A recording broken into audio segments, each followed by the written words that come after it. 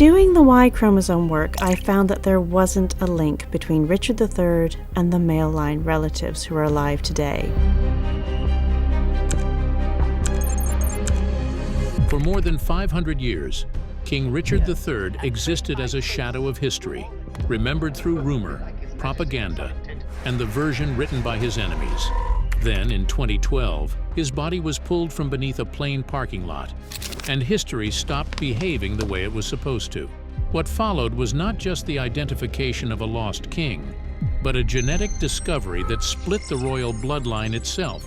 Somewhere in the 19 generations between Henry Somerset and Richard III, and that's broken the Y chromosome link. Revealing a second break historians never expected, and a truth that powerful people still do not want examined. The king under the parking lot. The king in the car park, the secrets Richard III took to his grave as his final resting place is revealed. For more than 500 years, King Richard III existed in a strange place between history and rumor. He was England's last Plantagenet king, yet no one could say where his body ended up after his death in 1485. Stories claimed he was dumped into a river, torn apart by enemies, or lost forever on purpose. Over time, these stories hardened into belief. Richard became less of a real person and more of a symbol shaped by his enemies, especially through propaganda that painted him as a monster who deserved to vanish. Many attempts were made over the centuries to locate his remains, but none came close. Churches were rebuilt and records were lost. Leicester changed shape again and again over the centuries. The site of the Greyfriars Friary, where Richard was reportedly buried, disappeared under modern streets and buildings. Most historians quietly accepted that the body was gone for good, erased by time and human neglect. Then, in 2012, something deeply unsettling happened. Archaeologists did not begin digging in a cathedral or royal tomb. They started digging beneath a plain municipal parking lot in Leicester. Screenwriter Philippa Langley had visited the social services parking lot in Leicester and saw a hand-painted R on the tarmac. While many present it as a cosmic sign, it was actually painted by a parking attendant to mean reserved. It was the kind of place people walked across without thinking, parked their cars and left behind oil stains and tire marks. Nothing about it felt historic, and that was what made it disturbing. If a king really was buried there, it meant history had not just been forgotten. It had been covered up and paved over. On the very first day of excavation, the impossible occurred. Human remains were found almost immediately, buried shallowly beneath the asphalt. Even more chilling, the bones were located directly under a parking space marked with the letter R. The coincidence was impossible to ignore. What began as a long-shot search suddenly felt like something else entirely, as if the past had been waiting for someone to look in the right place. As the skeleton was carefully uncovered, more unsettling details emerged. The spine showed a sharp sideways curve caused by scoliosis. It's extraordinarily rare to find anyone who has the exact kind of scoliosis to the same degree as Richard III. This confirmed that Richard did have a visible physical condition, just as some historical accounts claimed. But it also exposed how badly the truth had been twisted. He was not the hunched monster described by Shakespeare and Tudor propaganda. His condition was real, but it was exaggerated to turn him into a villain long after his death. The burial itself raised even darker questions. This was not a proper grave, as there was no coffin or any royal markings. The body had been placed in a shallow pit, carelessly positioned with no sign of ceremony or respect. This was not how kings were treated, even defeated ones. It looked less like a burial and more like disposal. At this point, the discovery was already shocking, but shock was not enough. England had buried many important figures, and bones alone could not rewrite history. The real danger lay in what came next. If this skeleton truly belonged to Richard III, science would have to prove it beyond doubt. Rumors and stories had failed for centuries. Only hard evidence could force the past to answer. Finding the body was shocking, but proving who it belonged to was destabilizing. Because once Richard III was confirmed, everything connected to his bloodline, his rule, and his enemies had to be re-examined. And that opened the door to a second discovery that would shake royal history far more deeply. Proving the body was really the king. For centuries, Historians argued over Richard III without ever being able to prove anything with certainty. Stories replaced evidence and assumptions hardened into facts. When the skeleton was uncovered in Leicester, belief was not enough. Science had to step in and do what history could not. The question was simple, but heavy with consequence. Was this truly the body of a king, or just another lost soul pulled from the ground by coincidence? Researchers began with extreme caution. The remains were treated as some of the most sensitive and important bones ever examined in Britain. Scientists extracted DNA from Richard's teeth and from the inner ear bones inside the skull. Particularly interested in extracting 3 different sort of sections of DNA from Richard. These parts were chosen for one clear reason. They protect genetic material better than almost any other bone in the body, even after hundreds of years underground. Every step was documented, controlled, and checked to prevent contamination. Instead of starting with fathers and sons, which can be unreliable across long spans of time, scientists focused on mitochondrial DNA. This choice was critical. Mitochondrial DNA is a type of genetic material passed down only through mothers. Unlike other DNA, it changes very slowly over time. That makes it extremely reliable for identifying remains across many generations and separated from living relatives by centuries. If the match is there, it is powerful evidence. If it is not, the case collapses. To use this method, researchers needed a living person connected to Richard III through an unbroken female line. The second reason why it's really useful for this case is it just has a really simple pattern of inheritance. It just goes down through the female line. That search was not simple. It required years of careful family research, old church records, birth documents, marriage records, and historical accounts. Step by step, scientists traced the maternal line from Richard's sister, Anne of York, forward through time. Each generation had to be verified, as any gap or error would weaken the result. Eventually, that line led to a modern man named Michael Ibsen. He was not royalty, and he lived a normal life and had no role in British power or politics. What mattered was not who he was, but what he carried in his cells. His mitochondrial DNA came from the same maternal line as Richard's. If the skeleton belonged to Richard III, the DNA should match. When the comparison was finally made, the result was clear and exact. The mitochondrial DNA from the skeleton matched Michael Ibsen's perfectly. There was no partial overlap or uncertainty, and neither was it a statistical guess or a likely conclusion. It was confirmation beyond reasonable doubt. The body under the parking lot was Richard III. For the first time in over 500 years, science succeeded where rumor failed. The king under the parking lot was no longer a theory. He was real, identified, and undeniable. History had been forced to stop speculating and start listening. This single result ended centuries of debate about Richard's burial. It also changed his place in history in a quiet but powerful way. Richard III became one of the most genetically verified kings who ever lived. His identity was no longer built on chronicles written by enemies or plays written for propaganda. It was now written into his DNA. At this point, it should have ended as science had done its job and the mystery of the lost king had been solved. But confirmation brought confidence, and confidence led scientists to ask a new question. If they could verify Richard through mitochondrial DNA, So if you're going to find any DNA left in skeletal remains, it tends to be mitochondrial DNA. what would happen if they tested his Y chromosome, the genetic line passed from father to son? That test was supposed to confirm what everyone already assumed. Instead, it exposed something no historian was prepared for. Once Richard's identity was locked in place, the past did not settle. It fractured. And that fracture would shake the idea of royal bloodlines in a way England had never faced before. The Y chromosome shock no one was ready for. Up to this point, the investigation had moved in one direction. Every test had strengthened certainty. The body was Richard III. The burial matched the history and the injuries matched the battle. But as the scientists turned to the Y chromosome, expecting it to confirm what seemed obvious, everything collapsed. Unlike mitochondrial DNA, the Y chromosome is passed only from father to son. It does not come from the mother, and it does not mix the way other DNA does. So the Y chromosome also has a very simple pattern of inheritance. It is passed down only through the male line. Because of this, it acts like a biological surname. As long as a family line remains intact, the Y chromosome stays nearly the same across generations. In royal families, where inheritance depends on male descent, this chromosome is critical. If the Y chromosome breaks, the bloodline breaks with it. Researchers compared Richard III's Y chromosome to that of his living male line relatives from the House of Plantagenet, represented by the Somerset family. These men were connected to Richard through recorded father-to-son lines stretching across centuries. On paper, the match should have been close, but in reality, it was not a match at all.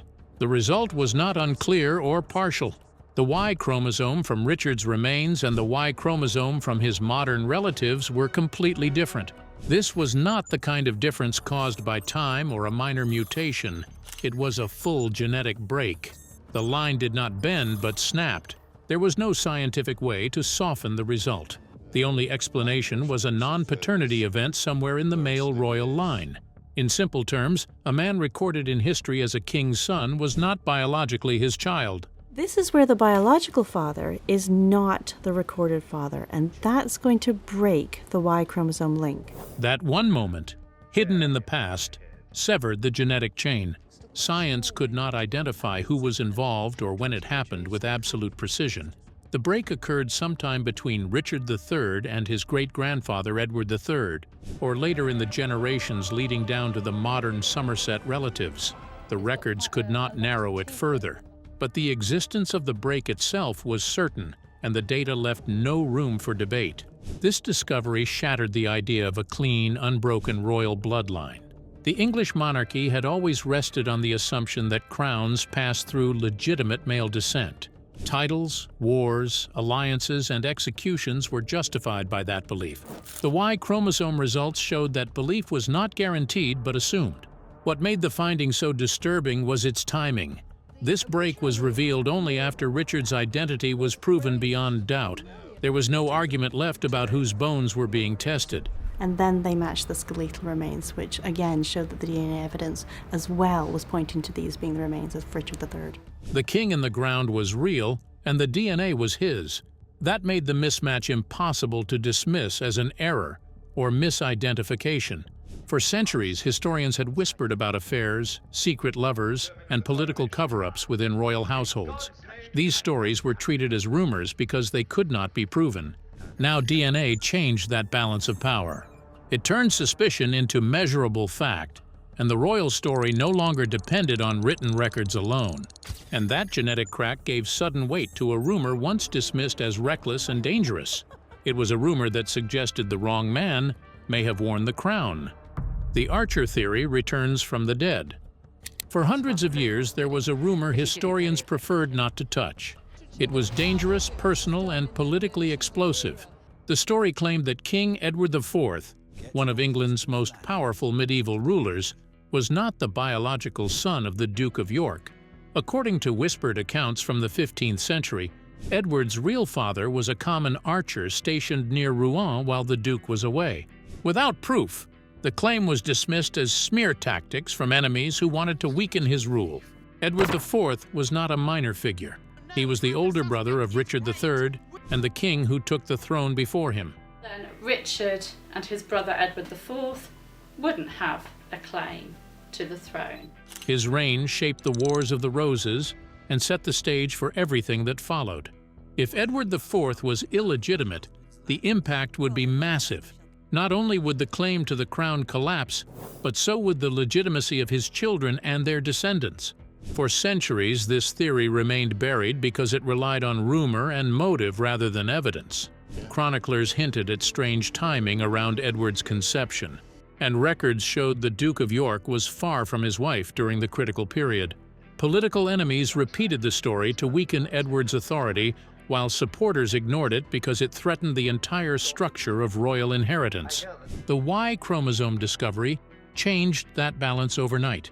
The genetic break did not prove the Archer story directly, but it made it possible in a way it had never been before. The mismatch showed that somewhere in the male line, a recorded father was not the biological one.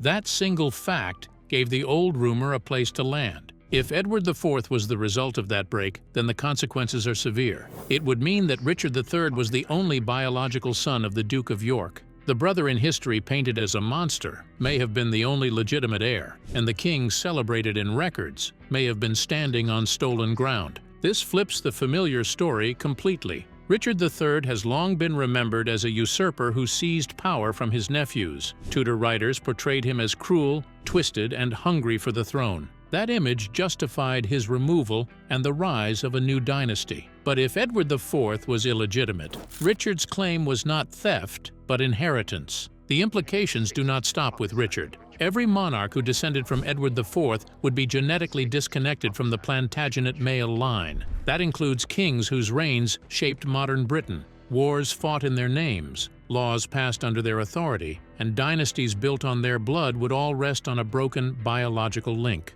What makes this unsettling is how quietly it fits. A single private act rewired history without anyone knowing. The Y chromosome did not accuse one man, but exposed a system that trusted appearances and records over biology. The Archer theory was once dismissed because it threatened too much. Now it cannot be ignored because it explains too much. DNA did not resurrect gossip, but stripped away the protection that kept it buried. And while genetics questioned who had the right to rule, Richard's own bones told a different story. They showed what happened when power was taken from him by force.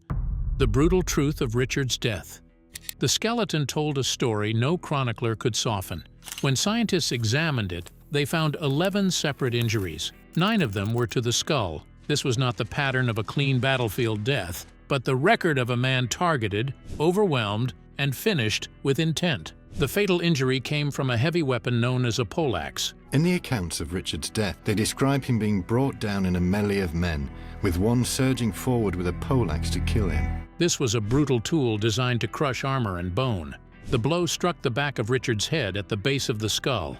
Right in the area of the church where we're looking for, and we find curvature of the spine and battle injuries to the head. For this wound to land, his helmet had already been torn away or lost. That detail matters because it shows he was no longer fully protected when he was killed. He was exposed, vulnerable, and surrounded. The position of the wound also matters. This was not a strike from the front in a fair clash. Rather, it was delivered from behind or above, consistent with Richard being on foot and pressed down by enemies. The damage shows the brain was struck directly. Death would have been immediate, but the violence did not stop there. Several injuries on the skeleton were clearly inflicted after he was already dead. Cuts to the ribs and pelvis could not have been made during combat while he was standing. These were deliberate as they served no military purpose. They were acts of rage and message sending. The most disturbing injuries were found on the pelvis. These wounds suggest his body was stabbed through the lower torso, possibly from behind. At the time, this area would have been protected by armor in battle. The fact that it was struck means the armor had been removed. This happened after death in humiliation acts carried out on a corpse. Historical accounts confirm what the bones reveal. King in the car park, the secrets Richard III took to his grave as his final resting place is revealed. Richard's body was stripped naked and thrown across a horse. Then he was paraded through the streets of Leicester for public display. This was not done out of necessity, but to destroy his image. The goal was to show the fallen king as powerless, broken, and unworthy of respect. This treatment explains why his burial was so crude. He was dumped into a shallow grave with no coffin and no ceremony. The grave was hastily dug and poorly aligned, not out of neglect, but for erasure. His enemies did not want him remembered as a king who died fighting. They wanted him remembered as a defeated object. Science also revealed what Richard's life was like just before his death. Strong circumstantial evidence that points in the direction of these remains being King Richard III. Isotope tests on his teeth showed a sharp change in diet during his final years. He consumed far more meat, rare birds like swan and heron, and large quantities of wine. These foods were reserved for the highest level of nobility. This shift was not luxury for comfort. It was the diet of a man under constant pressure. It points to intense stress, long nights, and the strain of ruling while surrounded by threats. Richard was a king who knew his position was fragile, and his body carried the cost of that knowledge. The violence done to him was purposeful and symbolic, as his enemies were not just ending a reign, but were shaping the story that would follow. By breaking his body, they tried to break his legacy. Richard's death closed one chapter of English history, but by exposing how he was killed and why, modern science reopened another. It forced a fresh look at who was silenced and who benefited from that silence. The modern fallout no one wants to touch. The danger did not end with Richard III's bones being identified. In many ways, that was only the beginning. Once the Y chromosome mismatch became public, a question surfaced that still makes modern institutions uneasy. Still, we thought that this would be an interesting thing to do, just bearing in mind that given the number of generations, that there might not be a match on their Y chromosome. If royal bloodlines can be proven to break, then the authority built on those bloodlines becomes open to challenge. Some historians have followed the genetic trail to its logical end. If Edward IV was not the biological son of the Duke of York, then every monarch who descended from Edward would be disconnected from the Plantagenet male line. Under that scenario, Richard III would have been the only legitimate male heir of his father. The crown would not pass through the Tudor line in the way history teaches. One distant descendant of the Plantagenets, Simon Abney Hastings, now lives a quiet life in Australia. His name appears not because anyone expects a coronation, but because it exposes how fragile the idea of inherited legitimacy really is. This is not about placing a new king on a throne.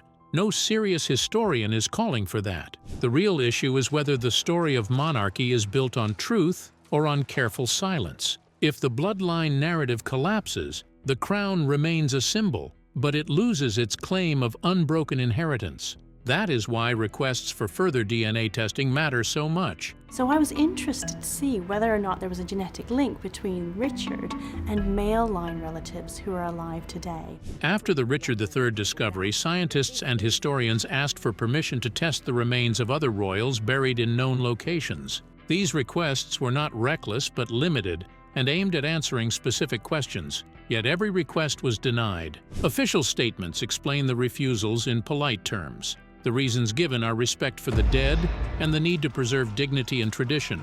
On the surface, these arguments sound reasonable. However, critics point out that Richard III himself was tested under strict ethical rules, and his identity was confirmed without scandal or damage to public order. What makes this resistance different is the risk. Further testing could reveal more breaks in the royal male line. It could show that the Richard III case was not an isolated incident but part of a wider pattern. Once that door opens, it cannot be closed again. The monarchy depends on continuity, and its authority is not enforced by law alone, but by belief in a long, stable line stretching back through history. But DNA testing does not argue but measures. It does not care about tradition or symbolism. It only reports what is present and what is missing. That is why science poses such a threat. It does not attack the monarchy directly, but simply removes the protection of uncertainty. Without uncertainty, the crown's history lose their shelter. By refusing further testing, 3 different sort of sections of DNA from Richard. So the first of these was mitochondrial DNA. modern royal institutions are not preserving history, but managing risk. They are choosing not to know, because knowing could force answers they are not prepared to give. Richard III's discovery was meant to settle a mystery. Instead, it revealed how much of the past remains unresolved by choice, not by lack of evidence. Now there's more than enough proof that English royal history is built on fractures rather than firm foundations. And this gives historians the second break they never expected. A crown built on breaks. What Richard III exposed does not stop with one king or one family line. King Richard III says that his bones should not be stored at the University of Leicester but taken to a more appropriate place. The deeper implication is far more unsettling. It suggests that power built on inheritance is far more fragile than history admits, and that legitimacy may survive not because it is true, but because it is never tested too closely. Monarchies rely on a simple promise that the crown passes cleanly from father to son, generation after generation, without interruption. That promise gives authority the appearance of inevitability. Once DNA shows that even one link in that chain can snap without anyone noticing, the entire structure changes. Power no longer looks ancient and solid, but patched up and maintained.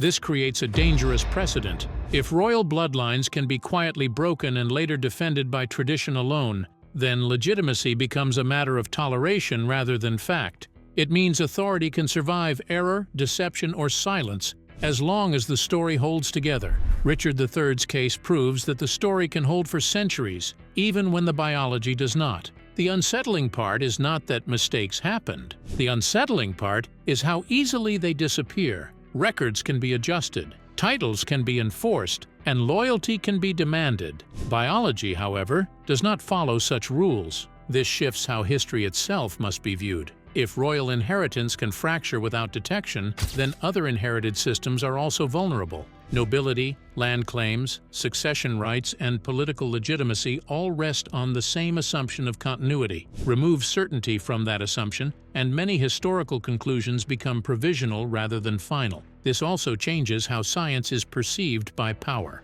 DNA testing is not an opinion that can be debated into submission. By looking at the DNA of living individuals and comparing that with DNA samples, it produces results that either align with the story or fracture it. Once introduced, it becomes a permanent threat to narratives that rely on trust rather than proof. The refusal to test further royal remains is not neutral, but an acknowledgement that answers exist and that those answers carry consequences. Now silence becomes a defensive act. It is ironic that Richard III was buried without honor to erase his claim, only for him to return 500 years later with evidence that cannot be paraded or humiliated into submission. His body did not accuse anyone directly, but proved that the system protecting power is built on assumptions that can fail. What remains is not a debate about one king, but a warning that when authority depends on untested inheritance, the truth becomes dangerous. Now the English royal line has become unstable, waiting for the next fracture to surface. Make sure to click the cards on the screen now for more interesting videos.